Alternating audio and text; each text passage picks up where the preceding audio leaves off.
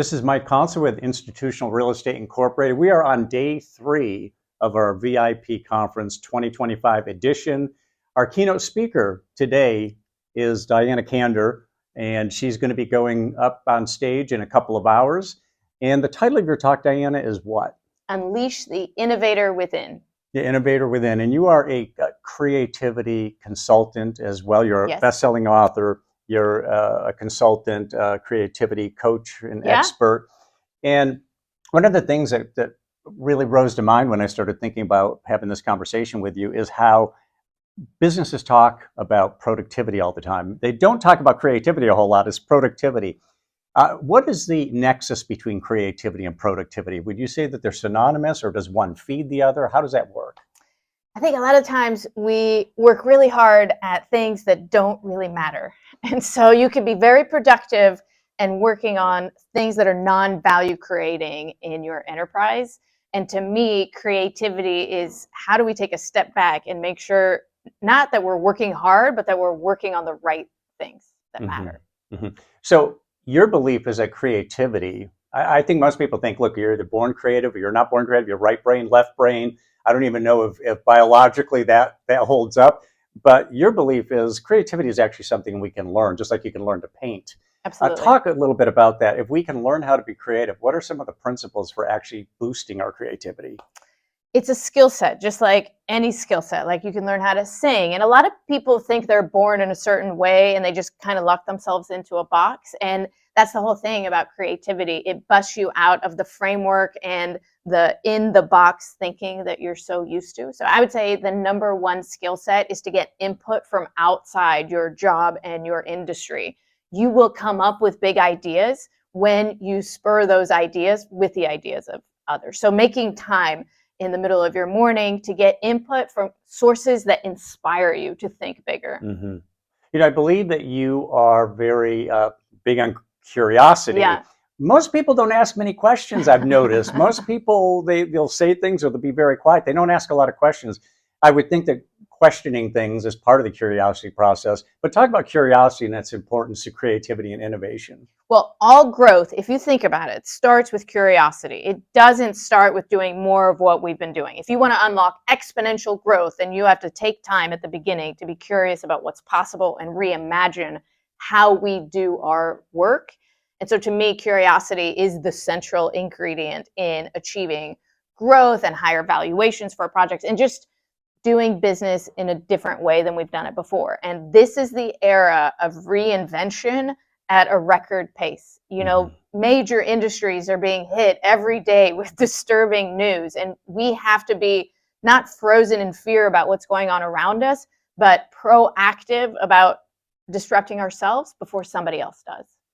What about artificial intelligence? Because one of the things artificial intelligence can do is bring us a lot of information that we can sift through. If we're curious about things, it will supply answers. Now, they talk about hallucinations here and there, but these systems are actually very, we use them ourselves at the company that I work for. They can be very valuable, it seems. Is that one of the tools that can be used, do you think, in kind of boosting or breaking through a certain creative, say, blockade? Yeah, absolutely. So I like to use ChatGPT and other AI as a thought partner. And I like to use AI to keep me from human biases that would cause me to make bad decisions or gut instinct decisions that might be counterintuitive to what needs to happen. So I use ChatGPT and AI to check myself. Hey, I'm thinking about doing this. What are the things that I might be missing? So I use it to create that space in my decision-making process to make sure I'm on the right path. It is an incredible thought partner that's available for all of us. So what are the hallmarks of creativity? If I'm running a company and I'm interviewing people, I'm looking for creative people because I want to innovate. What are some of the things I should be looking for that are the hallmarks that I can be talking to somebody and think that's a creative person because they're displaying this or that? Yeah, I think that what we do in our personal time is a great indicator of how we approach work. I don't think innovation is what you do, it's how you do everything. So you could be an innovative parent, you could be an innovative spouse. So I like to ask people about something they've recently learned about. Tell me something that you're a student at And if they're like, oh, I can't think of anything, then they're not a curious person. But if they're like, every year I take on a challenge and I learn how to do, XYZ that I've never done before, well, that's a curious person that loves to also be creative and innovative. And I want that person constantly problem solving on behalf of my organization. Mm-hmm. So examples are always valuable to us. What about companies? Can you name 2 or 3 companies that you think, and they may not even be contemporary, but over history, who have really proven themselves to be very innovative and creative companies? Okay, my favorite example, and most people don't think about this as an innovative company, is Domino's Pizza. Okay, started as the first delivery platform, and they have grown since 2010. In 2010, there was a study done that said Domino's had the worst tasting pizza in the United States, tied for dead last with Chuck E. Cheese pizza.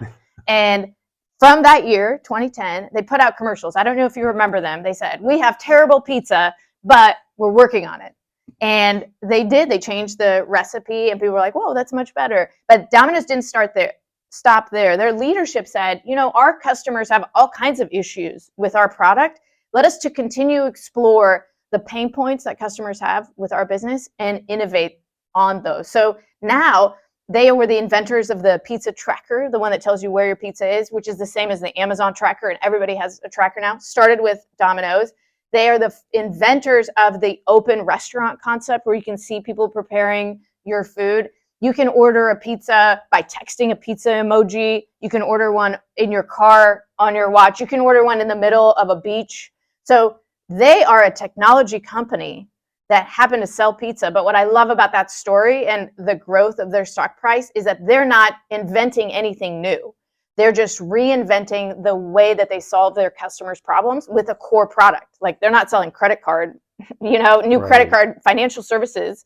They're selling pizza, but they're doing it in innovative ways. And I think that should be an inspiration for every organization. Interesting. Yeah, I've never heard people bring up Domino's. I didn't know all that history that you just brought up with them. How does an organization, regardless whether in the pizza business, real estate business, or they're a sports franchise, how do you create an environment in which creativity and innovation prosper? Okay, I'm going to give you the golden question, because most people look at their P&L to see how they're doing and assess themselves. And a lot of times our P&L keeps going up, like our revenue is going up. And so we feel like we're doing pretty good. The question we should be asking is, where are we today compared to what we're capable of? Like, on a scale of 1 to 10, where are we today versus what's possible? And I think when you're honest about that question, it's like, oh, I got a long way to go. Like, the growing revenue year after year, that's a lagging indicator of what I've done in the past. My future growth is based on how much space I create between where we are today and what's possible. Mm-hmm. Just in those environments, what's the biggest impediment to creativity? Are the things companies do that just don't allow that to really flourish? I mean, years ago, today people do talk about innovating a lot, but years ago companies were very conservative in terms of, look, we got a market share, a big position, just don't change anything because it's working. You can't do that today. But still, companies do sometimes not innovate all that well. What do you see as the major impediments? Operational excellence. When we're trying to be the best at what's worked in the past and we're just trying to be efficient at what we're already doing, that is an impediment to reimagining how it could work. And reimagining is a threat to operational excellence. So we have to be comfortable with both, yes, let's exploit the things that are working today and make space to imagine what it could be like tomorrow. Well, Diana Kander, we got 500 people in that conference room. We're really looking forward to your presentation. Thank you for joining us for the program here. Thank you so much.